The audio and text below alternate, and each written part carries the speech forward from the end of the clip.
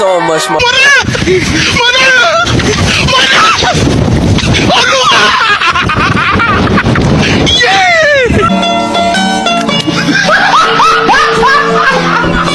Are you ready, kids? Aye, aye, Captain! I can't hear you. Aye, aye, Captain! Oh! Fucking design on right now. Break it down, bring it back, make it clap. I got 3 old thoughts, new guap, wear that thing, bitches on my line, and you know Assalamualaikum warahmatullahi wabarakatuh. Halo semua. Di sini kami akan membuat video storytelling tentang kolonialisme dan imperialisme. sebelumnya kami akan memperkenalkan diri dari ujung sebelah kanan. Perkenalkan, nama saya Yolanda Irene Sihaan. Perkenalkan, nama saya Windy Anggraini. Perkenalkan, nama saya Naila Fairuz Nur Azizah. Perkenalkan, nama saya Zaki Fadila. Perkenalkan, nama saya Kevin Anes Binar Subakti. Perkenalkan, nama saya Berliana Birtusoba. Perkenalkan, nama saya Anita Fani Debi. Perkenalkan, nama saya Fazal Syadaulay. Oh iya, jadi aku pergi sekolah tuh aku lewat Alfamart dan Indomaret. Itu kenapa mereka dibangun bersampingan? Ya mana aku tahu, kok tanya aku. Canda. Jadi mereka tuh berdekatan itu karena supaya mereka bersaing kayak EIC sama POC gitu. Jadi kan aku udah paham nih EIC itu konteks besarnya. POC itu kayak mana latar belakang sama hak istimewanya? Jadi latar belakang VOC didirikan oleh Johan van Older Barneveld itu pada tahun 1602. Yang melatar belakanginya didirikan VOC ini adalah adanya persaingan pedagang antar perdagangan masyarakat Belanda. Terus kenapa dibangunnya VOC ini? VOC ini sangat menguntungkan Belanda karena mengingat VOC ini pemasok terbesar Belanda. Terus tujuan VOC itu adalah untuk mempersatukan perdagangan Belanda dan menghindari persaingan yang tidak sehat antar perdagangan masyarakat Belanda. Oh gitu. Jadi yang aku tahu itu hak istimewa dari VOC itu yang aku tahu ada 2. Yang pertama itu hak memonopoli perlayaran dan perdagangan di sebelah timur Tanjung Harapan dan di sebelah barat Magelhans, serta ingin menguasai perdagangan untuk dirinya sendiri. Yang kedua itu ialah hak kedaulatan dan mengadakan perdamaian serta merebut daerah-daerah di Belanda. Nah, aku kurang paham kalau EIC. Apa itu latar belakang EIC dan tujuan EIC? So, jadi itu EIC itu didirikan oleh Ratu Elizabeth pertama pada 31 Desember tahun 1600. Nah, yang dipimpin oleh Gubernur Jenderal Sir James Lancaster yang berangkat pada 1601. Jadi tujuan dari EIC ini untuk mengurusi perdagangan yang ada di kawasan Asia. Jadi selain dari itu, EIC ini juga sangat penting untuk pemerintahan Inggris. Ya, seperti dalam kolonialisme dan imperialisme Inggris. Jadi dari itu mereka berhasil mendapatkan wilayah India dan juga wilayah teritorial wilayah Hong Kong. Kemenangan perang opium dengan negeri Cina pada era dinasti Qing gitu. Nah, sebenarnya VOC ini sudah mulai bangkrut, tetapi datangnya Dangerous itu untuk memperbaiki kebangkrutan dari VOC ini. Nah, persaingan EIC dengan VOC ini membuat VOC menjadi bangkrut. Nah, bangkrut karena persaingan antara EIC dan VOC ini gagal karena EIC itu terlalu kuat. Oh begitu. Nah, aku nih kurang paham dengan kenapa itu bangkrut. Coba kita panggil Anita. Woi Anita, sini kau. Sini.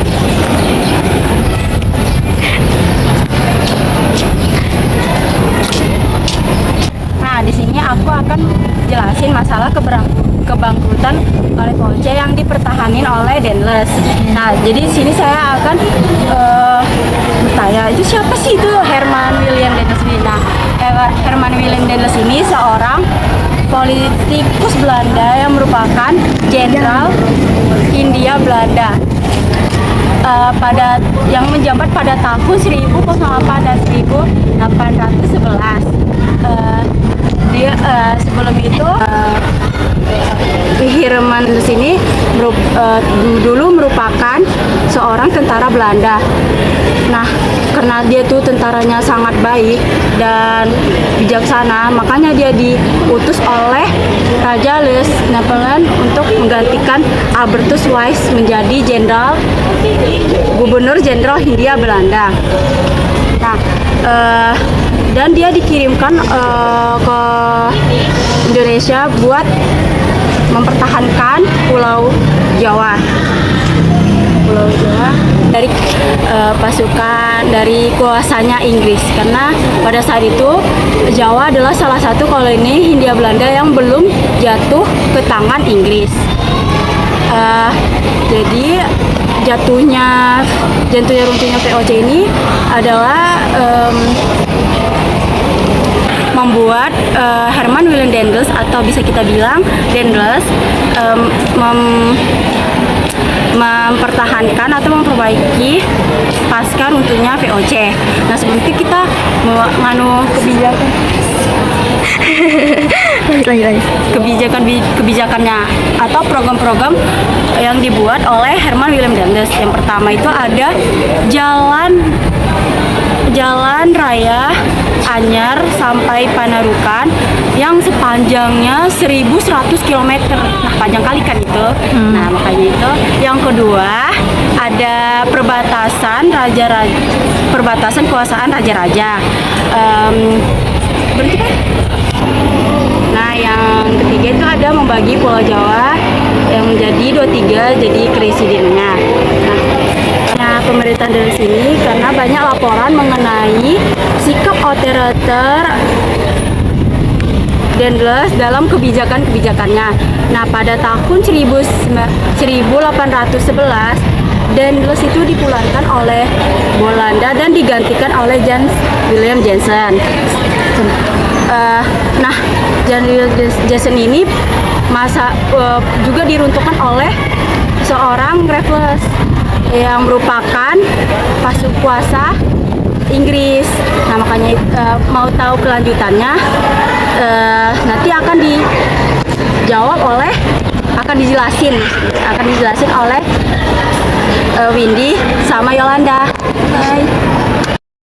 Nah, kita harus mengenal Thomas Sankara Raffles. Siapa sih Thomas Sankara Raffles? Thomas Sankara Raffles ini bisa dipanggil dengan Raffles. Dia ini adalah seorang negarawan Britania yang menjabat pada tanggal 6 Juli 1781 sampai dengan 5 Juli 1826. Selain sebagai seorang negarawan Britania, dia juga pernah sebagai Letnan Jenderal Gubernur seorang negarawan Britania. Dia juga sebagai Gubernur Jenderal Hindia Belanda pada tahun 1811 sampai dengan 1816. Dan dia juga sebagai Letnan Gubernur Bengkulu pada tahun 1818 sampai dengan 1824. Dia itu terkenal karena mampu membawa negara Singapura dan negara Malaysia menjadi negara yang lebih modern dan negara yang lebih maju. Yang kita kenal dengan julukan Bumi Lapisia, yang dikenal sebagai kolonial Inggris yang menjabat sebagai Gubernur Jenderal di negara kita Indonesia, yang dimulai pada tahun 1811. Secara resmi, Inggris menjajah Indonesia atas kesepakatan kapitulasi tentang pada 18 September 1811. Nah, selain kita mengenal siapa itu Raffles, kita juga harus mengetahui apa aja sih temuan dari seorang Raffles. Nah, Raffles juga mempunyai suatu kebanggaan karena Raffles pernah menemukan suatu ikon di Indonesia, yaitu yang kita kenal sebagai Candi Borobudur. Dia menemukannya pada tahun 1814 ketika dia sedang mengunjungi kota Magelang. Selain temuannya yang berupa ikon Indonesia, Candi Borobudur, dia juga menemukan bunga bangkai yang sangat kita kenal, yaitu bunga Rafflesia arnoldii. Dia menemukannya tahun 1818 saat di Bengkulu. Nah, selain Raffles sendiri, ada juga tahu yang menemukan bunga tersebut, yaitu Dr. Joseph Arnold. Makanya bunga tersebut dinamai dengan bunga Rafflesia arnoldii. Namun pada tahun 1814, seorang Sir Raffles mengakhiri masa jabatannya di Nusantara karena disepakati oleh Convention of London yang bersifat tentang perjanjian penyerahan tanah kembali kepada pihak Belanda. Nah, kendala yang dihadapinya yang pertama adalah kekurangan dana. Namun, Raffles juga bermaksud untuk menerapkan politik kolonial seperti yang diterapkan Inggris di India, yang berisi tentang kesepakatan sistem yang menggunakan nilai tukar seperti zaman dahulu menggunakan hasil bumi, namun sekarang kita kenal dengan mata uang. Nah, tujuan dari lender sistem ini adalah mendapatkan pendapatan tambahan melalui pembayaran sewa dari pihak penyewa. Raffles juga punya peninggalan, yaitu buku History of Java yang dia tulis sendiri. Tetapi buku History of Java ini tidak bisa dibaca oleh orang Indonesia karena buku ini berisikan tentang Inggris. Selain buku tersebut, ada satu peninggalan yang ada di Indonesia, yaitu Kebun Raya Bogor. Kebun Raya Bogor ini merupakan peninggalan Thomas Stamford Raffles. Bangunan ini sebagai kenangan kepada istrinya Raffles, yaitu Lady Olivia Mariamne, yang meninggal dunia karena sakit. Ia meninggal pada tahun 1814 saat usianya ke-43 tahun. Ia dimakamkan di Batavia. Untuk mengenangnya, dibangunlah sebuah monumen di Kebun Raya Bogor yang kita kenal sebagai Tugu Lady Raffles. Ide awal bangunnya Kebun Raya Bogor terjadi pada masa Belanda saat menguasai Indonesia. Jadi pesan yang kita dapat dari seorang Thomas Stamford Raffles Yaitu, ketika kita mencintai seseorang dan hanya tinggal kenangan, maka kita akan membuatnya menjadi suatu hal yang baru dan bermakna. Penyebab terjadinya sistem tanam paksa. Nah, motif utama terjadinya sistem tanam paksa pada tahun 1830 terjadi karena kesulitan finansial yang dihadapi pemerintah Belanda sebagai akibat dari Perang Jawa pada tahun 1825 sampai 1832. Nah, ciri utama dari sistem tanam paksa ini yaitu keharusan bagi rakyat untuk membayar pajak dalam bentuk pajak in natura.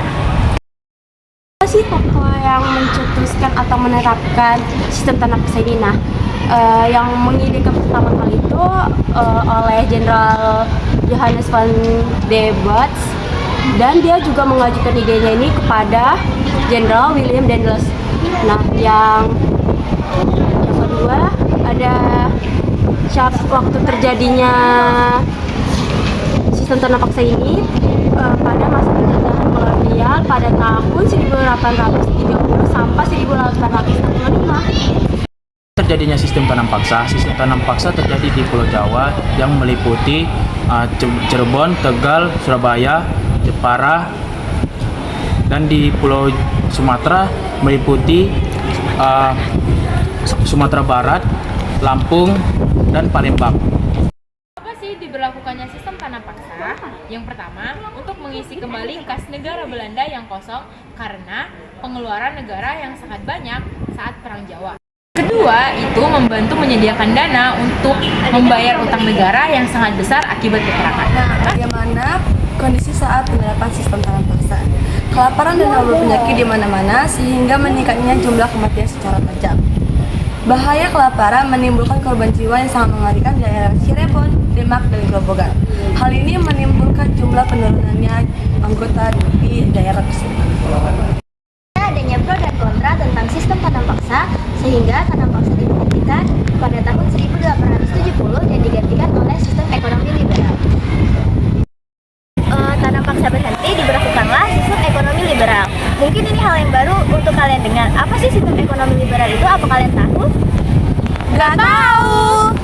Nah, jadi sistem ekonomi liberal itu adalah sistem di mana masyarakat boleh melakukan kegiatan perekonomian sesuai keinginan masing-masing demi mencapai tujuan bersama dan mencapai keuntungan yang diinginkan. Nah, ekonomi liberal masih dipergunakan di negara-negara seperti negara Rusia, Inggris, Prancis, dan Amerika Serikat. Lalu, aku akan bahas nih tentang flashback ke tahun 1800-an di mana sistem ekonomi diberlakukan di Indonesia. Jadi, tahun 1870 setelah sistem tanam paksa diberhentikan. Kita akan bahas kenapa sistem tanam paksa diberhentikan. Yang pertama, karena ada protes dari kaum liberal, lalu ada protes dari salah satu tokoh buku namanya adalah Multatuli dalam buku berjudul Max Havelaar. Lalu ada revisi konstitusi di Belanda pada tahun 1848. Nah, jadi sistem paksa diberhentikan pada tahun 1870 dan diberlakukan juga pada tahun yang sama untuk sistem ekonomi liberal pada tahun 1870 sampai 1900-an. Nah, jadi sekarang aku akan membahas kelebihan dan kelemahannya sistem ekonomi liberal. Untuk kelebihannya, yaitu tidak ada penguasaan untuk pihak tertentu.